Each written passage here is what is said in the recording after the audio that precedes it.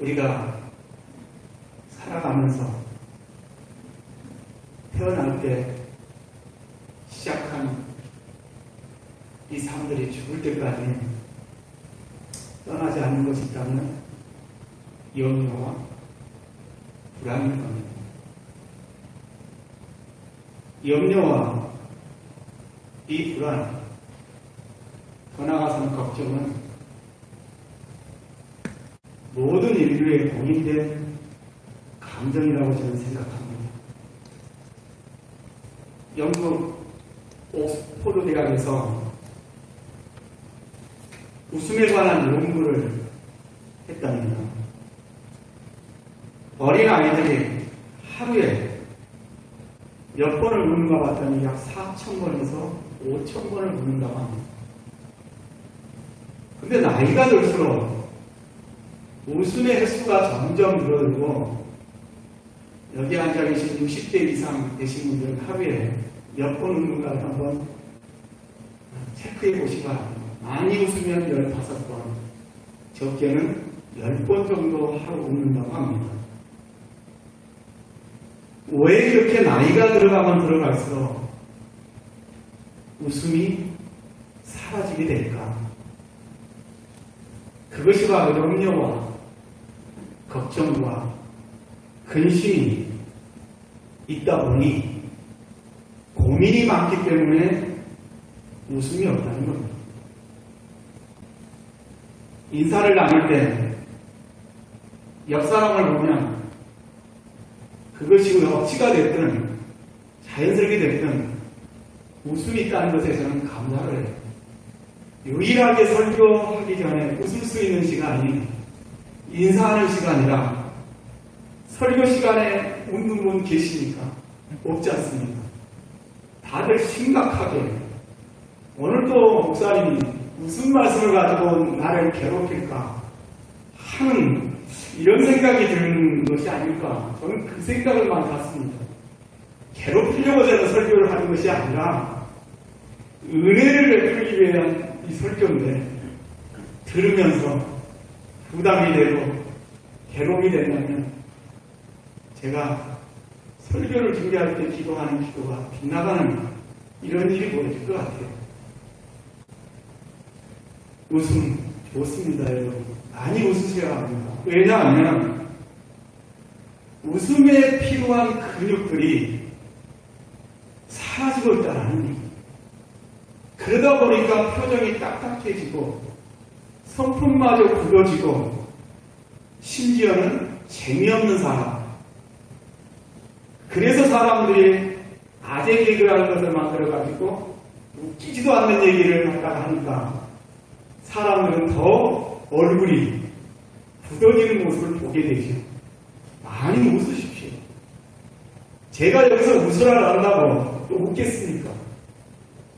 바이러스는 잡힐 생각은 없고 확진자는 매일 쏟아져 나오고 그로 인해서 사람들의 염려와 걱정과 근심은 계속되어지고 있는데 제가 여기서 웃으라고 한다고 웃고 웃지 말라고 해서 안 웃으겠습니까?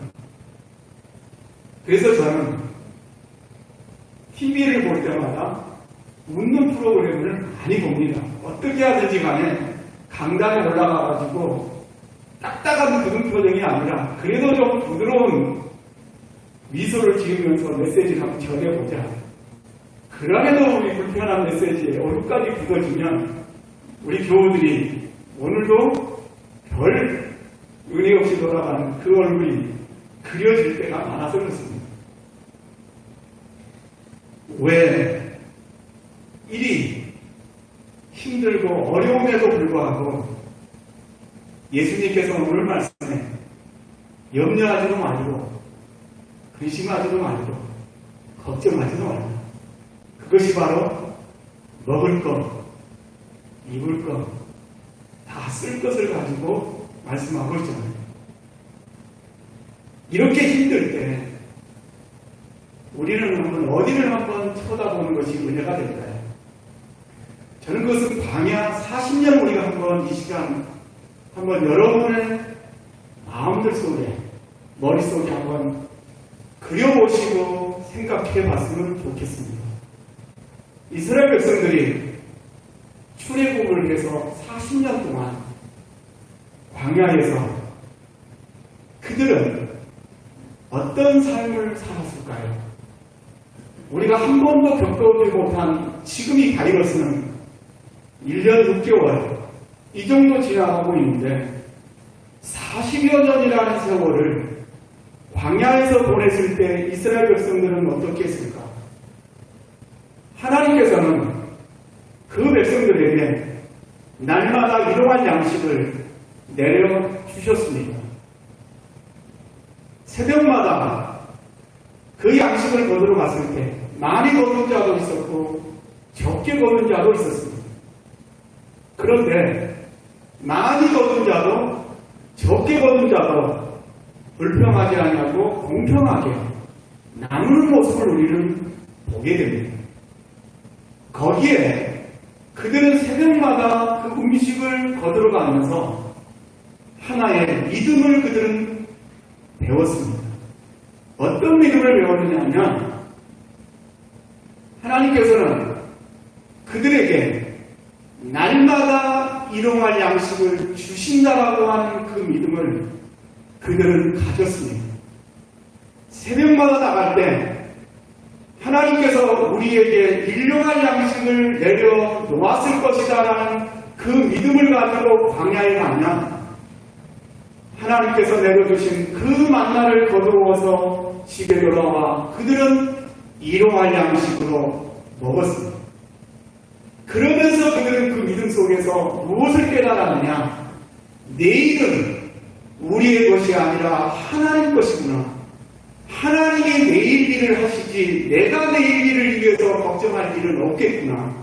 그렇다고 한다면 현재 지금의 삶 속에서 나는 힘써 행하는 삶으로 살아야겠구나라고 하는 그들의 삶을 우리는 그 광야 40년을 보면서 다시 한번 보게 됩니다. 내일에 대한 믿음, 내일은 하나님의 손에 있고 하나님께서 내일에게 필요한 것들을 채워주실 것이라고 하는 그 믿음을 40여 년 동안 그들은 훈련 속에서 살았다는 얘기입니다. 하박국 선지자도 우리에게 이렇게 말씀에 기록해 놓았죠. 의인은 믿음으로 말미암아 살리라라고 하신 말씀을 우리는 보게 됩니다. 오늘 본절을 길게 읽었습니다. 이유는 한 번 성경을 보면 그 말씀이 여기에 띄워지기에 그냥 한꺼번에 읽고 제가 거기에 대한 것을 설명을 곁들이면 되겠구나. 그래서 본문이 좀 길었습니다. 사실은 저는 한 구절만 넣고 싶었는데 한 구절 넣으면 성경 25절부터 34절은 무슨 얘기인지를 잘 모를 것 같아서 읽으라고 얘기한 겁니다. 마태복음 6장은 어떤 내용이냐? 조금 더 우리가 살펴볼 필요가 있습니다.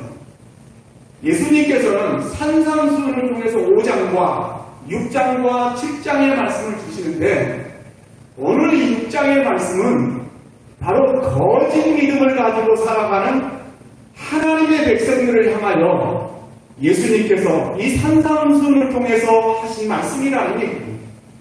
그러면 이 말씀을 받는 사람들은 누구냐?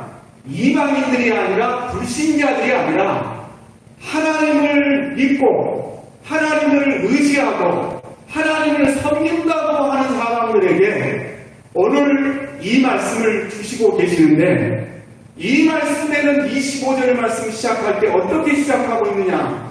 그러므로라고 말씀을 시작합니다. 그러면 그러므로라고 시작하는 이 말씀의 앞절 우리는 볼 필요가 있는데 이 시간 그 전체를 다 볼 것이 아니라 지난주에 설교했던 말씀 주기도문을 생각하십니까?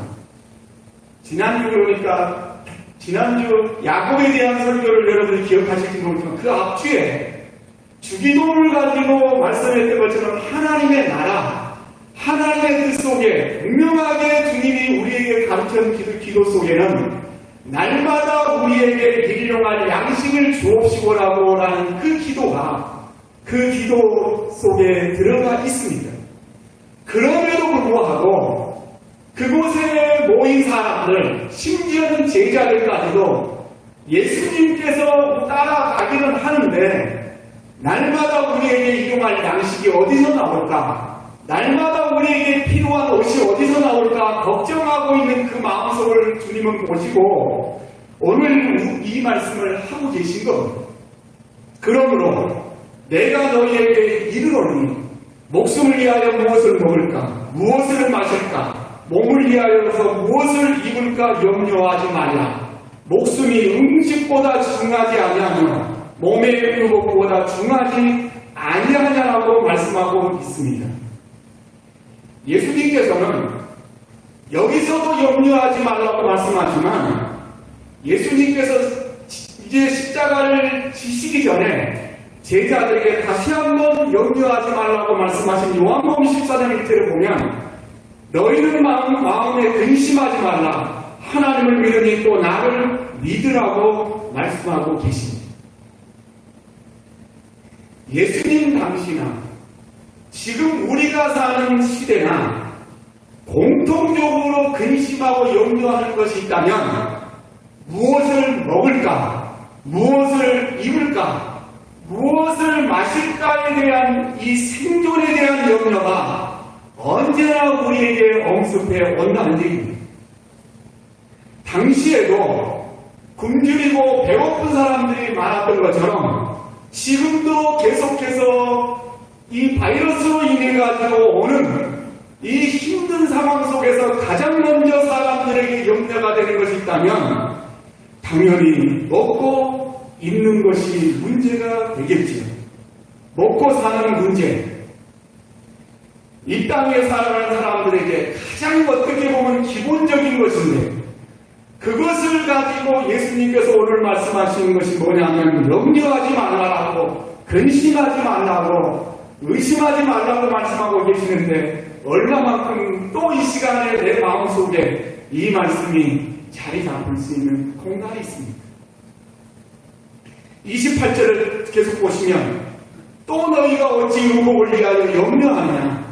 들의 백합화가 어떻게 자라는가 생각하여 보라. 수고도 아니하고 길쌈도 아니하느니라고 말씀합니다. 여기에 보면 염려하지도 말라. 라는 단어와 생각하라는 단어 중에 어느 단어가 내 마음속에 더 깊게 들어와 있습니까? 염려하라는 말이 더 내 마음에 깊게 들어와서 생각이 됩니까? 아니면 생각하라는 말이 더 내게 지금 내 피부에 와닿으면서 말씀이 와닿고 계십니까? 염려한다. 사전에 보니까 원어 사전에 마음이 분열되다라는 얘기입니다. 분열되는 내 마음. 염려는 다시 말하면 끊임없이 나를 갖다가 이원화시켜가는 것이 뭐냐면 염려입니다. 이 염려로 인해 가지고 자꾸 마음이 갈라지니까 평안함은 온데간데 없고 계속해서 내 마음은 어떻게 돼요? 아픕니다. 그런데 생각하라는 이 단어를 또 오늘 보니까 이렇게 또 해석을 합니다. 철저하게 배워라. 철저하게 배워라. 무엇을? 눈으로 보고 또 내가 머리로 생각하고 삶으로 배웠던 것을 한번 생각해 보아라. 라는 뜻입니다. 하나님께서는 머리를 주셨으니 이치로 보아 생각해 보라는 하나님의 이 말씀. 사물을 생각해 보면 하나님께서 올라주는 것이 분명하다라고 여러분 생각이 되어지지 않습니까? 더욱이 지난날을 돌이켜보면 지금까지 지내온 것이 주님의 은혜라는 것이 여러분 생각되지 않습니까? 나를 이곳까지 이렇게 인도해 주시는 것이 하나님의 은혜였던 것이라고 여러분 생각되어지지 않습니까? 성경은 뭐를 생각해 보라고도 말씀하고 있습니다. 들의 백합화가 어떻게 자라는가를 보라고 성경은 기록되어 있습니다. 그런데 우리나라 성경에는 백합화라고 되어 있지만 원문에 가보면 자풀로 번역이 되어 있습니다. 자풀로, 들에 피는 자풀로 창조주 하나님께서 돌보아 주신다라고 하는 이것을 한번 생각해 보라는 얘기입니다. 또 26절 올라가 보면 공중의 새를 보라, 심지도 않고 거두지도 않고 창고에 모아들이지도 아니한다라고 말씀하신 것을 한번 생각해 보아라. 하물며 하나님의 형상대로 하나님의 모양대로 지음을 받은 우리들을 하나님께서 책임져 주시지 않겠느냐라는 얘기입니다. 그러므로 근심이 얼마나 무익하냐라고 말씀하고 있느냐면 예수님은 27절에 너희 중에 누가 염려함으로 그 키를 한 자나 더할 수 있느냐라고 말씀하고 있습니다. 현대인 성경에 번역된 것을 한번 제가 더 쉽게 한번 읽어드리겠습니다. 너희가 걱정한다고 해서 그 걱정이 너희 목숨을 한순간이라도 연장시킬 수 있겠느냐라는 것입니다.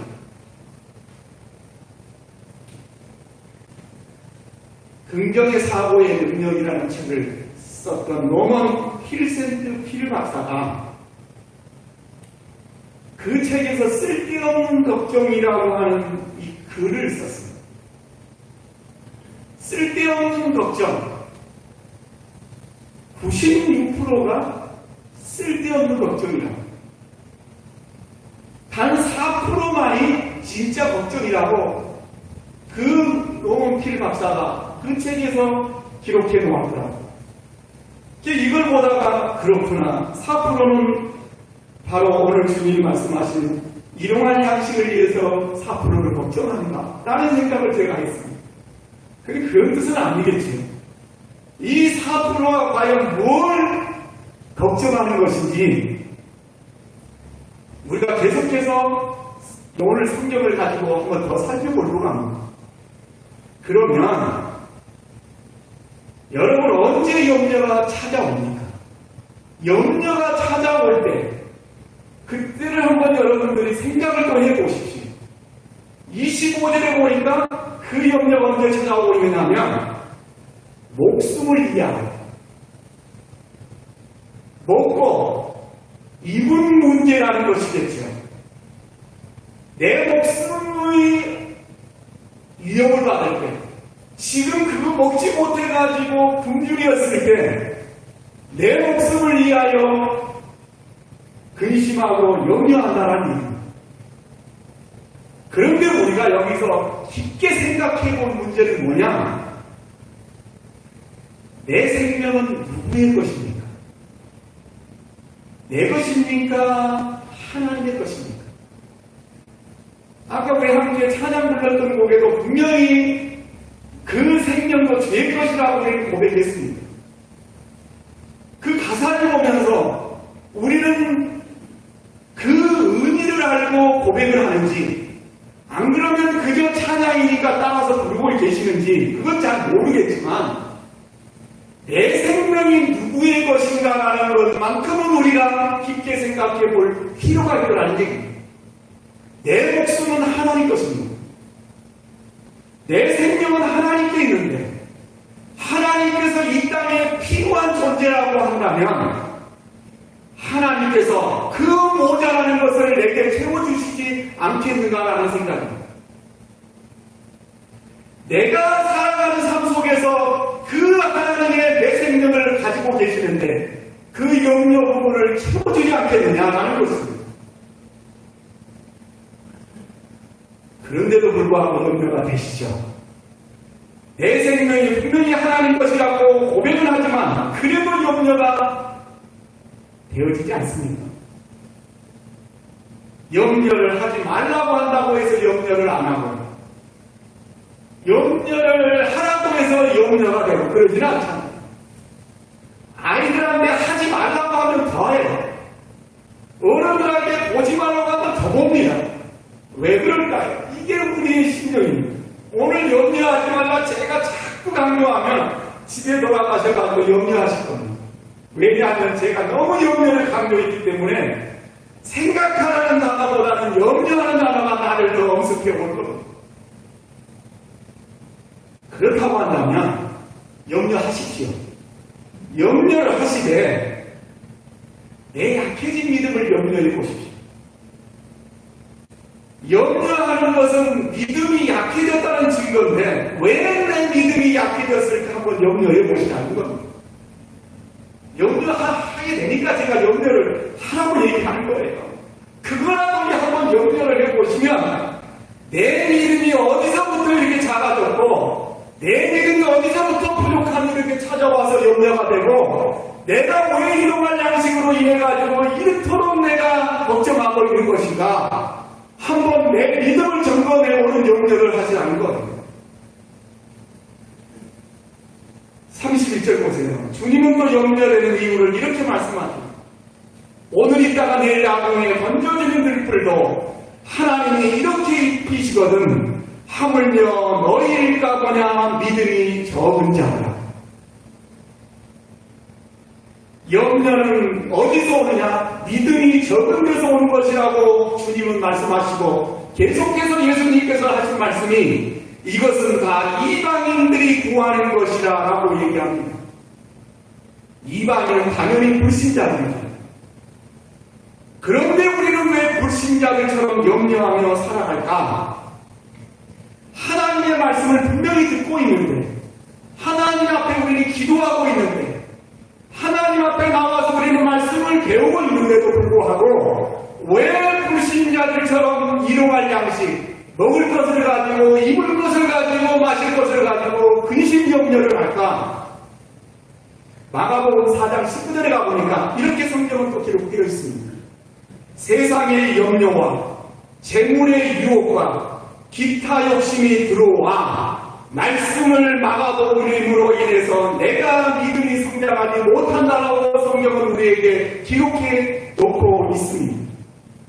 세상의 염려가, 세상의 재물이, 세상의 유혹이, 기타 욕심이 내 속에 가득 차 있기 때문에 하나님의 말씀이 지금 선포되고 있음에도 불구하고 그 말씀이 내 마음속에 심겨지는 것이 아니라 내 마음속에 떨어지기도 전에 길가로 가버리고 그 말씀이 들어오기 전에 골짜기로 가버리고 다시 떨기 마음속으로 들어가버리는 그러기 때문에 나는 하나님의 말씀을 날마다 듣고도 염려하고 근심하고 걱정한 우리의 삶이 되고 있더라고 성경은 우리에게 말씀하고 있다는 것.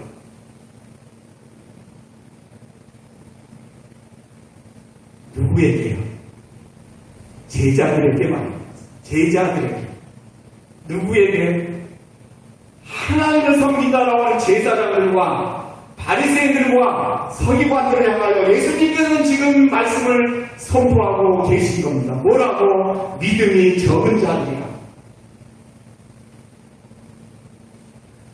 사랑하는 교우 여러분, 염려는 건강을 해칩니다.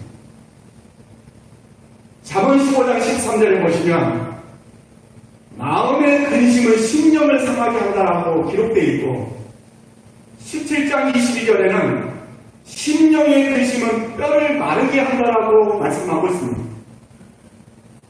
염려하면 내 몸의 세포들이 그 메시지를 받아들여 가지고 내 몸과 마음과 심지어는 영혼까지 다 망가뜨려버립니다. 그로 인해서 찾아오는 질병이 있다면 암입니다. 암. 심장병입니다. 위궤양입니다. 모든 병의 원인이 염려와 걱정과 불안에서 시작된다는 사실을 우리는 알아야 합니다. 이건 제 얘기가 아니고요. 미국 국립정신건강연구원에서 얘기한 말입니다. 불안장애, 전염병과 같은 속도로 번지고 있는 이 지금 현재 염려의 병이 한 해 약 5천만 명의 미국의 공황 발작이나 공포증 그 밖에 불안장애로 시달린다고 한답니다.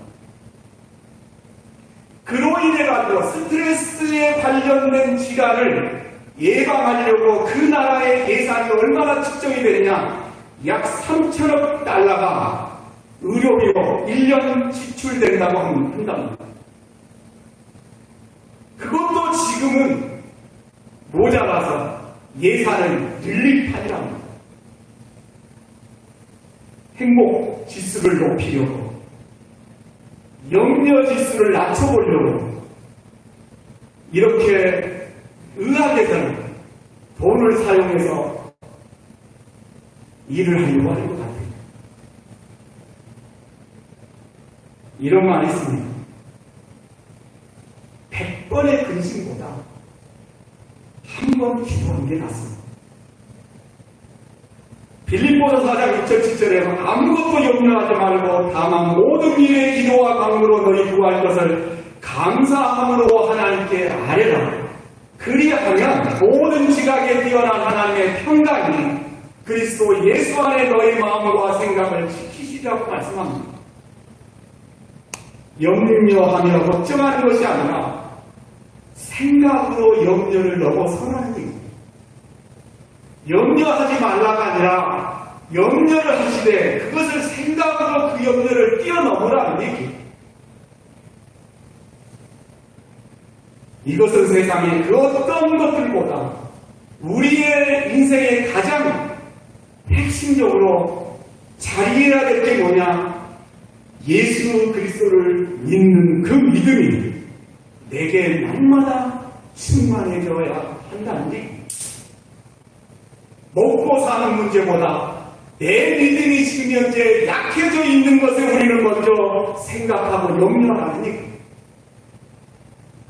그렇게 할 때 하나님께서는 우리에게 먹고 마시고 입고 사는 문제를 해결해 주신다라고 날마다 우리에게 일용할 양식을 주옵시고,